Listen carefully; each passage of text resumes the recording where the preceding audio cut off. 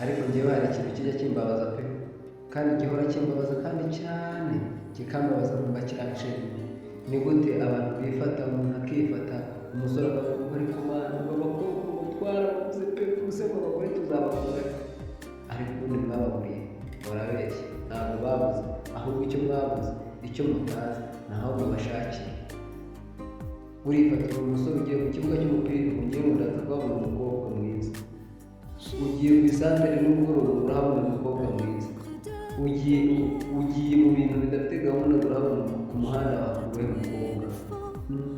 Umukobwa mwiza abarizwa mu rugo iwabo, umukobwa mwiza abarizwa mu mirimo ye, ari mu kazi niho mumenye.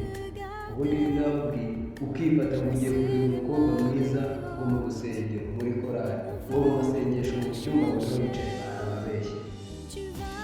Ubundi niba bari mu masengesho, hari umuhanga ushira isa n'ari mu masengesho, oya ntabwo. Ahantu hose bari mu masengesho baba basa neza kandi bari bafite uburyo bari mu masengesho, ariko kandi nanone n'umuntu uri kuririmba ntashira isoni.